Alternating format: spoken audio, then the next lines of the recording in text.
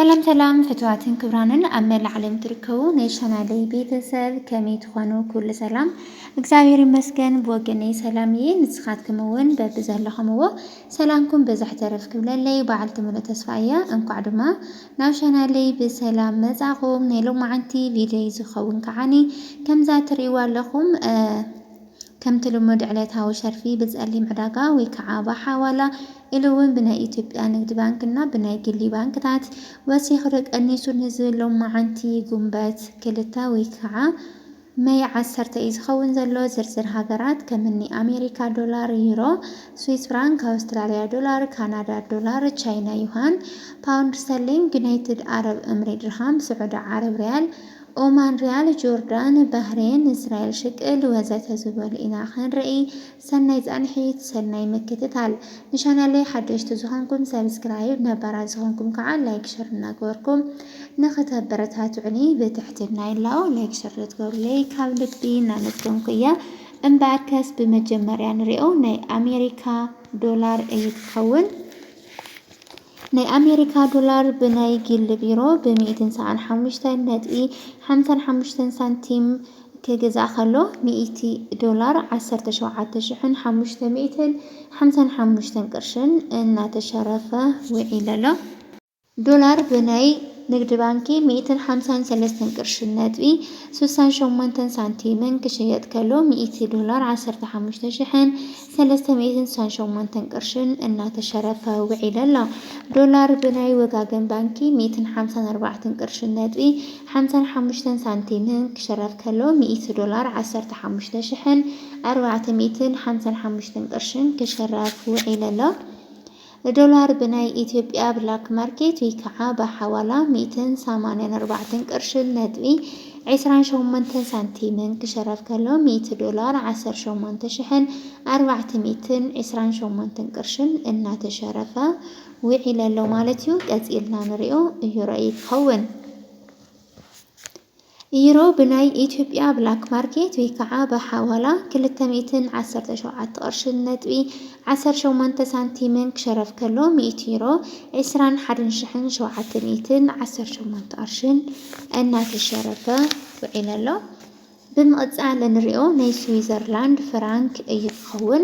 ናይ ስዊስ ፍራንክ ብናይ ኢትዮጵያ ብላክ ማርኬት ወይ ከዓ በሐዋላ 237 ቅርሽን ነጥቢ 20 ሳንቲምን ክሽረፍ ከሎ 100 ናይ ስዊስ ፍራንክ 23,720 እናተሸረፈ ውዒል ኣሎ ማለት እዩ። ቀፂልና ንሪኦ ናይ ካናዳ ዶላር እዩ ክኸውን።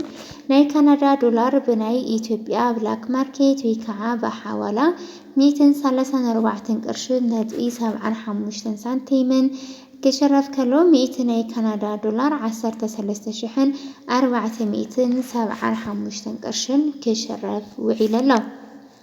ቀፂልና ንሪኦ ናይ እንግሊዝ ፓውንድ ስተርሊንግ ክኸውን።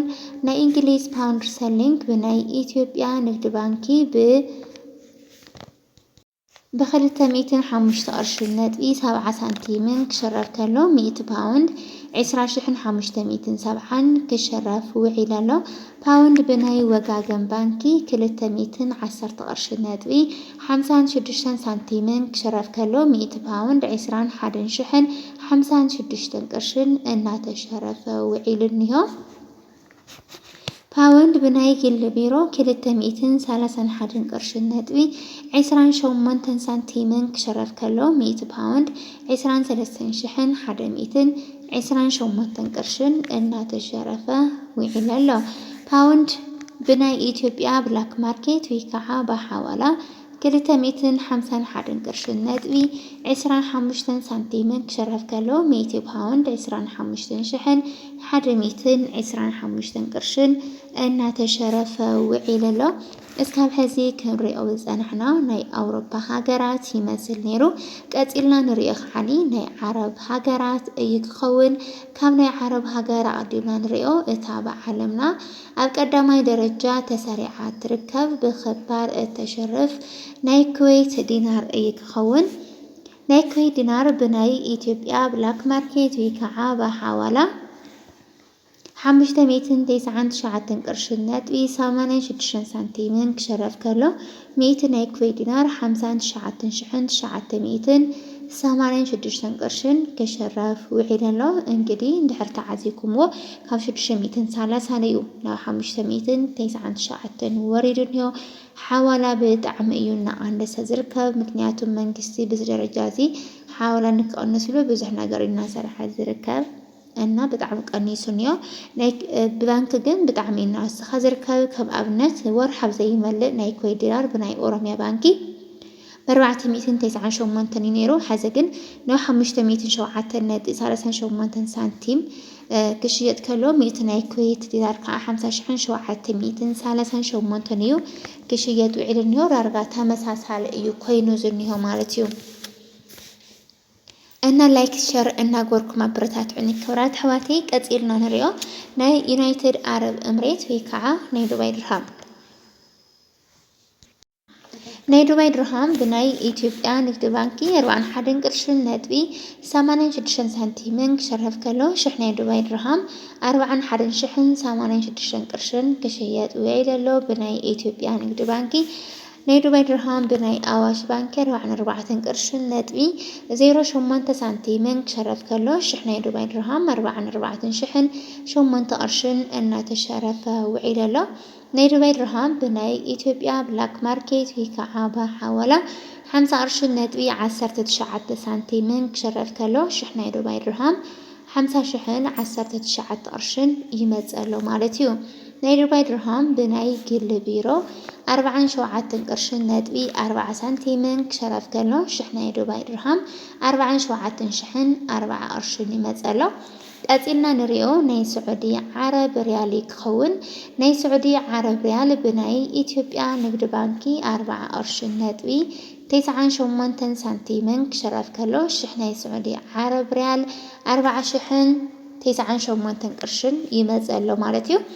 ናይ ስዑዲ ዓረብ ሪያል ብናይ ኣዋሽ ባንኪ 43 ቅርሽን ነጥቢ 16 ሳንቲምን ክሸረፍ ከሎ 1,000 ናይ ስዑዲ ዓረብ ሪያል 43,016 ቅርሽን ይመጽእ ኣሎ ማለት እዩ። ናይ ስዑዲ ዓረብ ሪያል ብናይ ኢትዮጵያ ብላክ ማርኬት ወይ ከዓ ብሓዋላ 48 ቅርሽን ነጥቢ 90 ሳንቲምን ክሸረፍ ከሎ 1,000 ናይ ስዑዲ ዓረብ ሪያል 48,090 ቅርሽን ይመጽእ ኣሎ ማለት እዩ።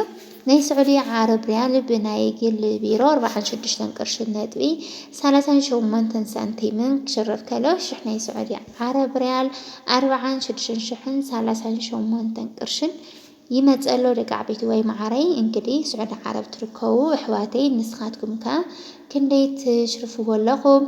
ካብዚ ብላዕሊ ወይስ ካብዚ ብታሕቲ ንዝብል ደሞ ሓሳብ ርእይተኹም ኣብ ኮሜንት ጸሓፉ ኢኹም ማለት እዩ ክብራት ኣሕዋተይ። ቀፂልና ንሪኦ ናይ ኦማን ሪያል ክኸውን። ናይ ኦማን ሪያል ብናይ ኢትዮጵያ ብላክ ማርኬት ወይ ከዓ ብሓዋላ 479.28 ክሽረፍ ከሎ 100 ናይ ኦማን ሪያል 47,928 ቅርሽን እናተሸረፈ ውዒል እንሆ። ቀፂልና ንሪኦ ናይ ጆርዳን ዲናር ክኸውን። ናይ ጆርዳን ዲናር ብናይ ኢትዮጵያ ብላክ ማርኬት ወይ ከዓ ብሓዋላ 259.91 ሳንቲም ክሸረፍ ከሎ 100 ናይ ጆርዳን ዲናር 25,991 ቅርሽን እናተሸረፈ ውዒል ኣሎ ማለት እዩ። ቀፂልና ንሪኦ ናይ ባህሬን ዲናር ክኸውን። ናይ ባህሬን ዲናር ብናይ ኢትዮጵያ ብላክ ማርኬት ወይ ከዓ ብሓዋላ 488 ቅርሽን ነጥቢ 89 ሳንቲምን ክሽረፍ ከሎ 100 ናይ ባህሬን ዲናር 48,885 ቅርሽን እናተሸረፈ ውዒል ኣሎ። ብምቕጻል ንሪኦ ናይ እስራኤል ሽቅል ክኸውን። ናይ እስራኤል ሽቅል ብናይ ኢትዮጵያ ብላክ ማርኬት ወይ ከዓ ብሓዋላ 63 ቅርሽን ነጥቢ 56 ሳንቲምን ክሽረፍ ከሎ 100 ናይ እስራኤል ሽቅል 6,360 ወይ ከዓ 1,000 ናይ እስራኤል ሽቅል 63,060 ክሽረፍ ውዒል ኣሎ። نيلو معنتي علتها شرفي بزاليم عراقاوي كعاب نايجلي بانكي لون بنا إثيوبيا نايد بانكي بخمس أيوك الشرف وعيلو زنيهون نسخم كان نزبل حسب رئيتهم أكومين تصحفوا ليس كعبي دفتسامة نستخدمات الكومني كاب لبين نامسكم كويا لايك شير سبسكرايب مقاربة كي ترسعوا رجع بيتوي معاري بدعمي اسفتوكم زخوركم سسنايو باي باي.